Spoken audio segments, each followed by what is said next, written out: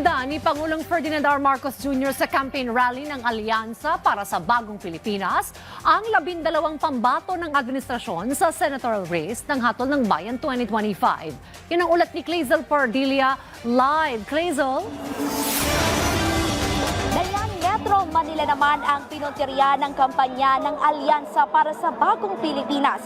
Ibinida ni Pangulong Ferdinand R. Marcos Jr. dito sa Pasay City ang 12 pambato ng Administrasyong Marcos para sa senatorial race sa Hatol ng Bayan 2025.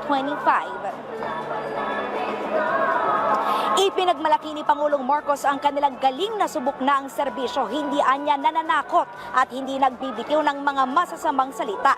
Itutulak ang mga advokasya ni Pangulong Marcos, ito ang hindi madugong pagresolba ng mga problema, pagtindig sa West Philippine Sea at pagtataguyod sa kapayapaan at ekonomiya. Kabilang sa iniendorso ni Pangulong Marcos ang mga kongresista na sina Congressman Erwin Tulfo na itinutulak ang hustisya para sa mga Pilipinong naagrabyado. Pabahay naman ang programang itinataguyod ni Senatorial Aspirant Camille Villar. Sina incumbent Senator Bong Revilla, pagpapataas ng antas ng edukasyon ang binigyang diin. Pagbibigay naman ng benepisyo para sa mga delivery riders ang prioridad ni Senator Francis Tolentino. Pagpapasigla naman sa agrikultura ang isinusulong ni Senator Amy Marcos. Agritourism naman ang focus ni Senator Lito Lapid. Habang maayos sa medikal na serbisyo, ang pangako ni Senator Pia Cayetano, ang mga dating senador na sina Panfilo Lacson, katiwalian ang lalabanan. Pagkalat naman ng fake news ang pipigilan ni Tito Soto. Hanap buhay naman para sa lahat ang nais ibigay ng sa ating mga kababayan ni Manny Pacquiao.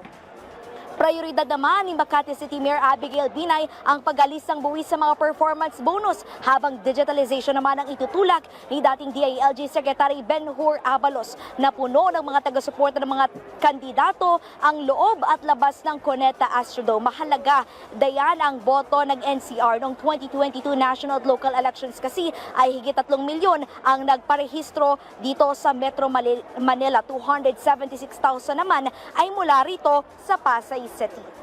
At yan na muna ang pinakahuling balita mula rito sa Pasay City. Balik sa'yo, Dayan.